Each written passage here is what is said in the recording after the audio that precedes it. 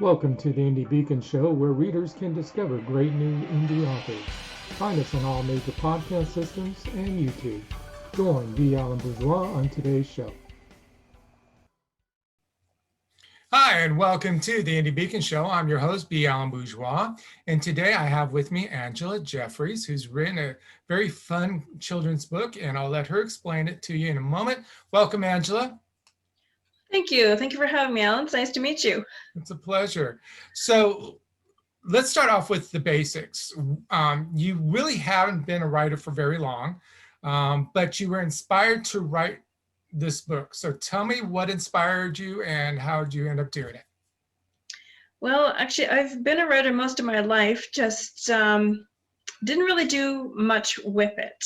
I was encouraged in high school to write, but my life took a different direction until one day I became a mom. And I started reading to my daughter since she was actually days old. And then when she was about 6 years old, one night at bedtime, which is story time, this one particular day, she said, "Mommy, instead of reading me a book, why don't you make up a story?" And I thought, oh my goodness, I can't make up a story. I'm not that creative. But that's what she wanted. So I thought, okay, well, what could I come up with? And then all of a sudden, just out of my mouth popped, "Once upon a time, there was a purple frog." And it just was line after line. I didn't even know what the next line was going to be until it was actually coming out of my mouth. I didn't know what the end was, anything. And then so at the end, she absolutely loved it. And she asked for this story every single night for about 6 months. And if I changed one word, one detail, she said, "Nope, that's not the way the story goes."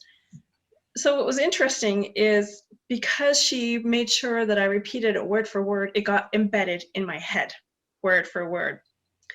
And then years later, I met up with Anne O'Connell, my publisher. We met at a women's retreat and we got talking. I told her the story and she said, "Oh my goodness, you've got to get that published." So here we are.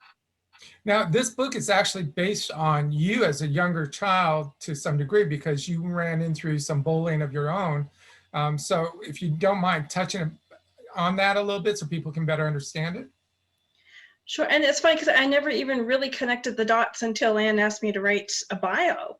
And when I was a little kid, I lived in Alberta. I'm not currently living in Nova Scotia, but when I was younger, I was about 5 years old, there was a bully in the neighborhood, and he was mean and nasty. And then I was bullied again in high school. And so I never really thought much about it until, like I said, until I was asked to write the bio that, yeah, this was my experiences. And of course, bullying is becoming a major problem. So this is a nice little story to imprint at young ages that bullying is really not the way to deal with things. Okay, so we understand that bullying is definitely one of the parts of the story, but how does it really apply to the story?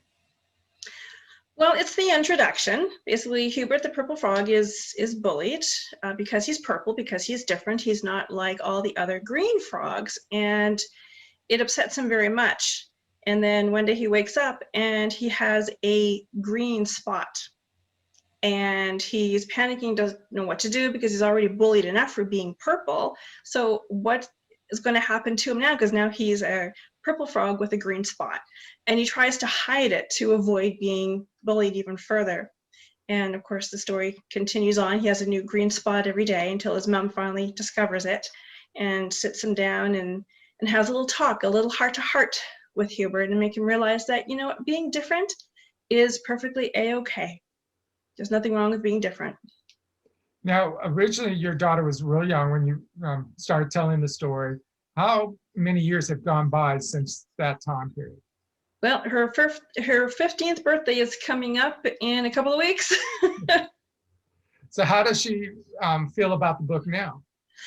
Well, she's like most teenagers, just pretty nonchalant about it. But at the time when we were going through the process of having a publishing, coming up with the colors and the illustration, she thought it was pretty neat. Of course, she was a few years younger then. She would have been, well, that's 3 years ago, so she would have been about 12.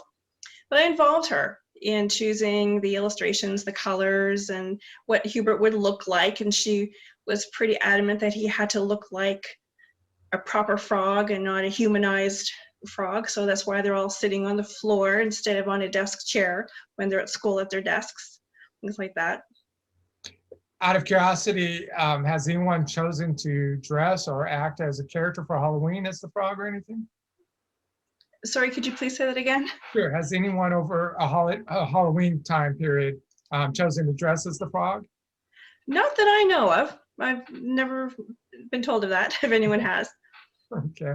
Now, this has been out for a couple of years at least. Are you planning on working on a new one?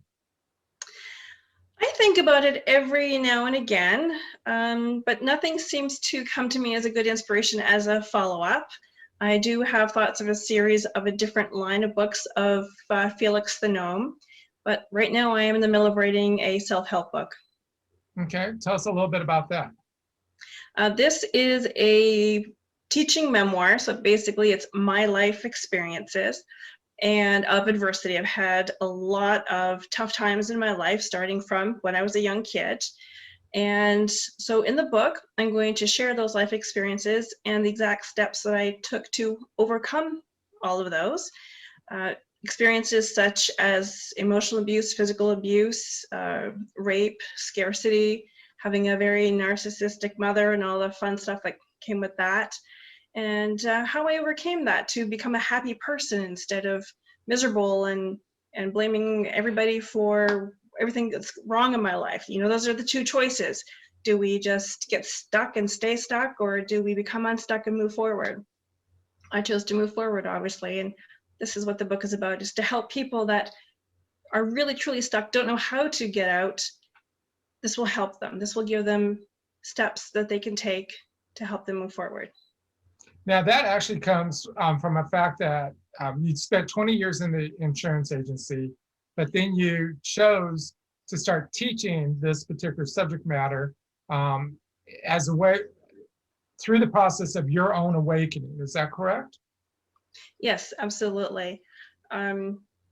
My life has been very unusual, very different. I've tapped into my intuition very early, and of course that caused issues and problems, but it also became my strength, and it was to my advantage when I worked in the insurance industry. And now I'm teaching others how to find their strengths and their abilities. Living their true self, if I understand correctly. You've been teaching this for how long now? I started teaching in 2004. So a nice long time. So it's kind of late for a book to be coming out. Not really, because I hadn't finished living through everything for it to come out earlier than this. You had to go through some more growth. Yeah. Fully understand that. Yeah, absolutely. What is your goal? First off, is there a title for the book? Yes, Unstuck Yourself. Okay. And when is your anticipated release date? Probably in about a year. Okay. Because I'm still in the writing stages right now. I'm not close to being ready to start the publishing process yet, but I hope to have that within the next couple of months. Will OC Publishing be doing that as well? I'm not sure, and I've been chatting about it a bit. We're going to talk about it a little more and see where that goes. Okay. It's not exactly her genre, so that's why I'm not 100% sure. Okay. Well, this is a perfect spot for us to stop, let our sponsors do their thing, and we'll be right back. Marianne Fairmouth is a career consultant with 30 years experience in the national recruiting world, a multi-award-winning author in multi-genres, and a speaker that gives presentations to help you succeed. Her book, Revolutionary Recruiting, made the top 20 global list of recruiting books. Find her on Amazon, your favorite bookstore, or at fairmouth.com.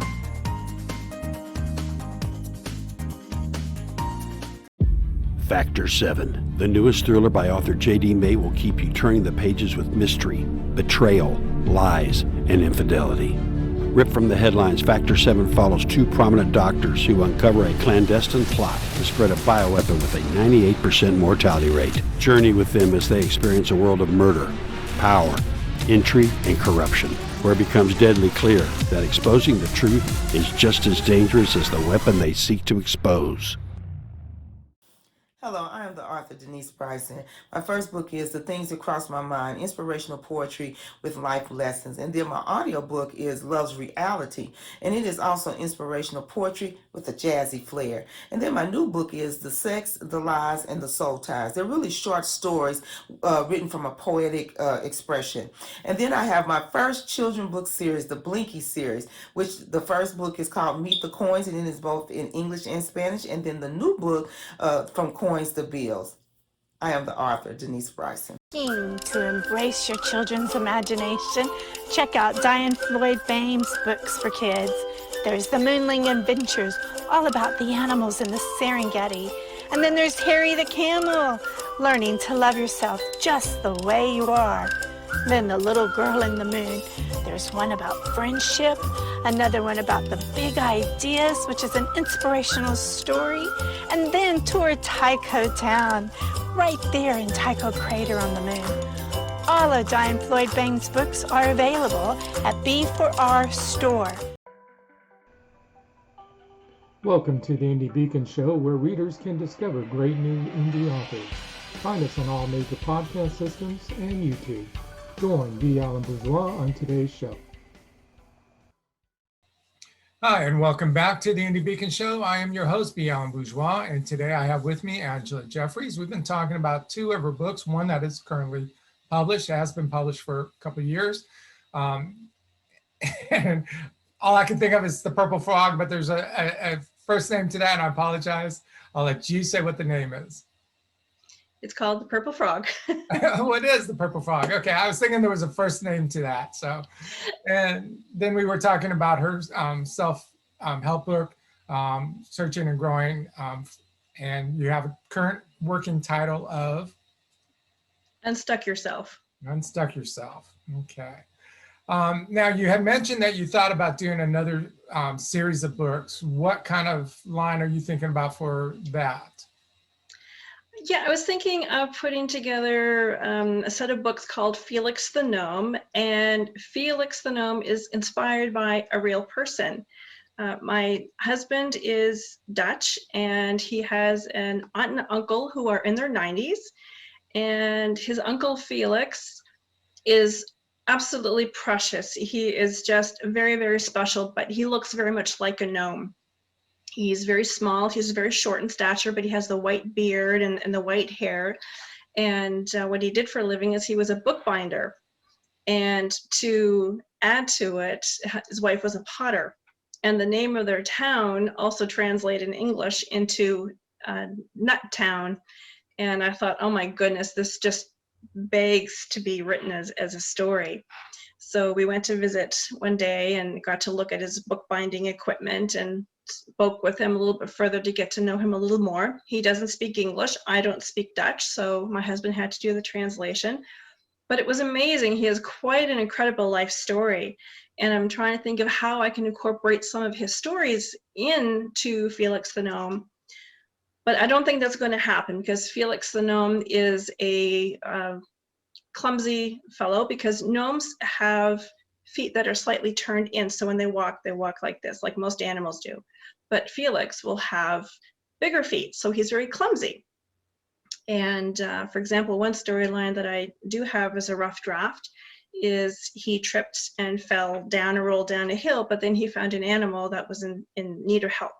And if he didn't trip and fall, then he wouldn't have been able to help the animal. So the premise behind Felix the Gnome is that he has little mishaps which end up with good results. Okay. Now, from an author's perspective, I've got to ask, are you going to include any of his bookbinding into any of these stories? Absolutely. Yeah. Absolutely, yeah. And his wife is the potter, yeah. Yeah, because I'm sure that is a lost art, bookbinding, and I would love to hear more about that. You know, not only to see some of the work he's done, because it can be very artistic and very creative, but Yes. just to learn a little bit more about that. And that'd be something to share as far as the historical aspect too, I think. Absolutely, yeah. Have you got any other ideas for stories? Not as children's stories or just creative projects, more other than those two. Otherwise, most everything is in the self-help genre. So I've got to step back for a second because you mentioned it earlier, and I kind of right along with you. When I was 12, I was really gung-ho on writing, and I was told, no, you need to get a real job. Is that what happened to you, or something different when you were in high school? No, I was encouraged very heavily by my English teachers to continue writing and to become a writer, but I didn't think I was all that good at it. And I kind of forgot about it. And then life happens. And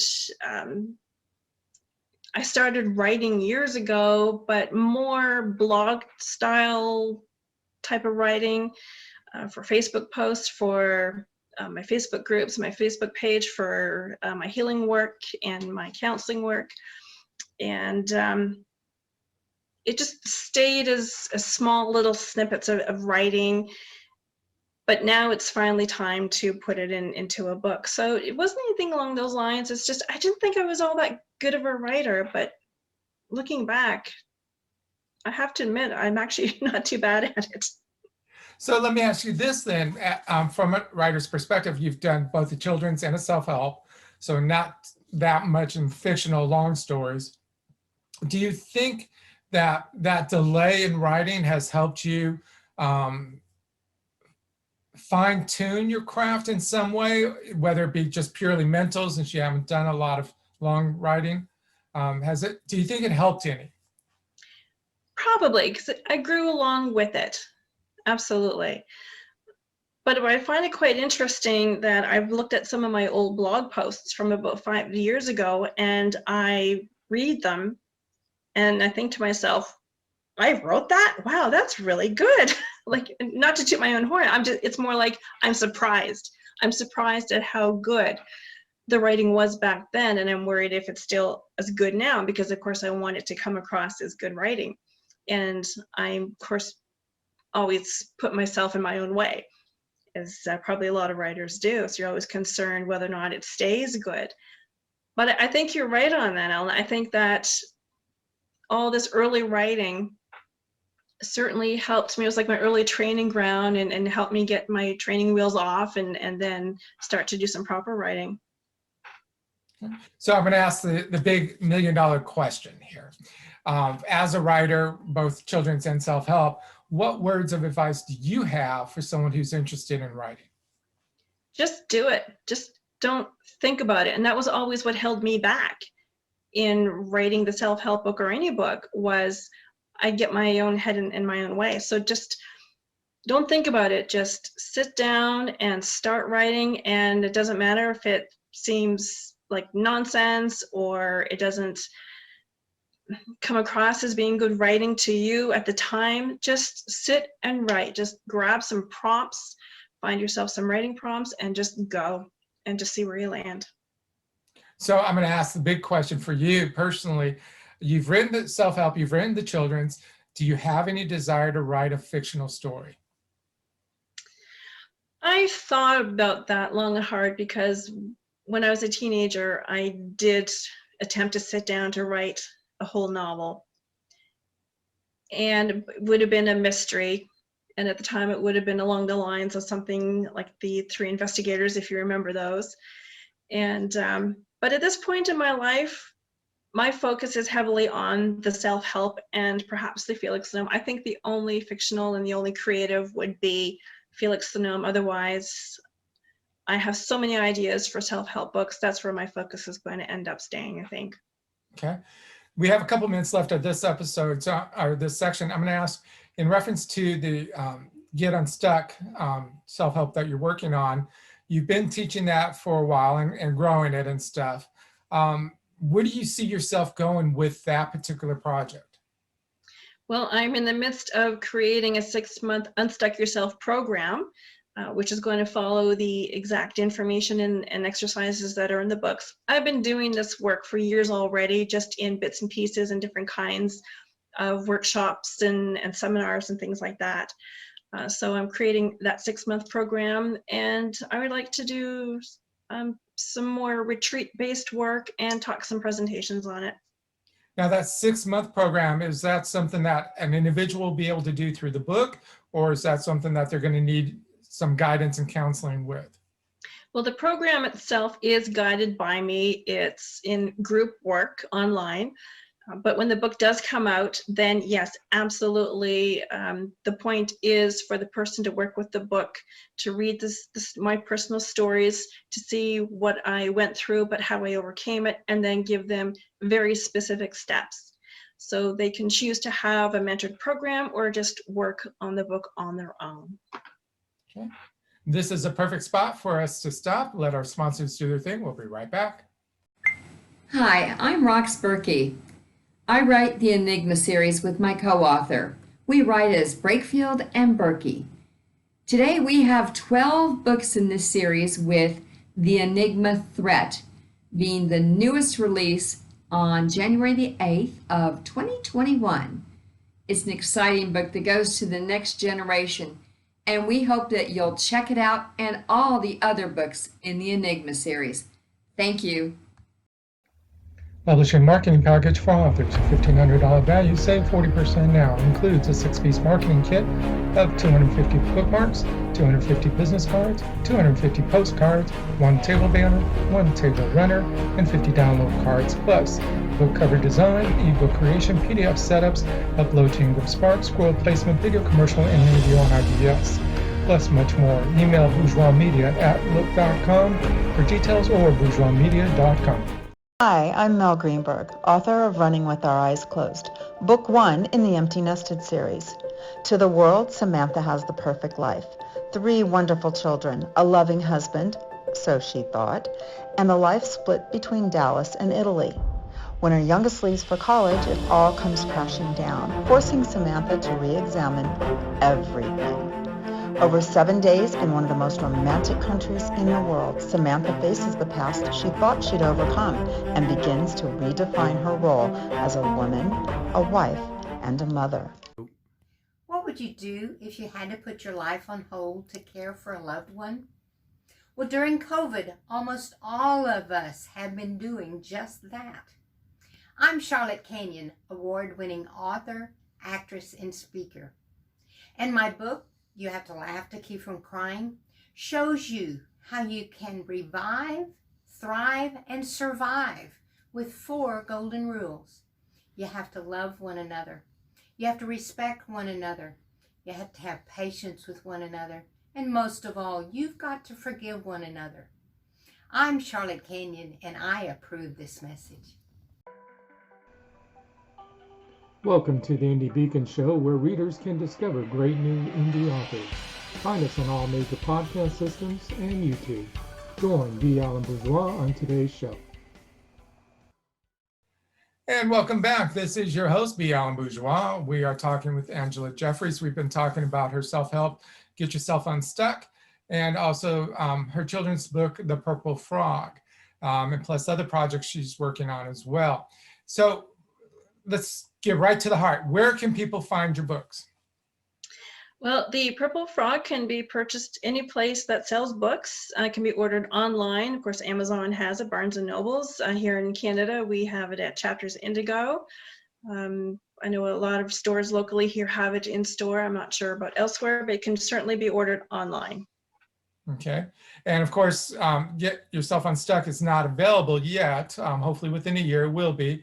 And of course, through your website, which is www.angelajeffries.com.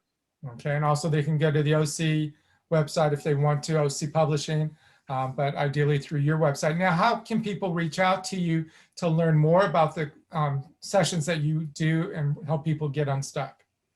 Well, through the website, and my email is angela@angelajeffries.com. And I'm also on Facebook. Just search Angela Jefferys and you'll find me there. Okay, and can they search for the title of the book to find more information specifically to the groups, or is there another website for that? The Purple Frog right now is just on OC Publishing website. And I do have a Facebook page called The Purple Frog as well. Okay, but for getting unstuck through your website and through Facebook and stuff. Yes, that will be coming on the website in the next little while for sure. Okay.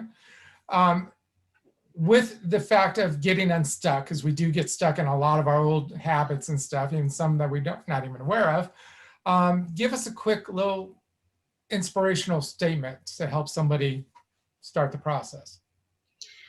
Well, one of the easiest things to do is when you're really stuck and you're not sure how to move forward, is to look back at your life and look at the adversity that you experienced and find the positive that happened as a result. Something good came from that. So for a perfect example, I ended up running away from home, and because of that, I met the man that I'm married to now. So that was very difficult back then, but then it ended beautifully with finding the perfect partner. Thank you for watching or listening to the Indie Beacon Show, produced by B Alan Bourgeois for the Authors Marketing International LLC. Copyright 2021. Voiceover by B Alan Bourgeois. If you would like to be a sponsor of the show, please email us at authorsmarketing@outlook.com. If you would like to be on the show, please complete the form found on our website at indiebeacon.com. You may also watch previous year's shows on the website. Music is Frolic of Words, created for Indie Beacon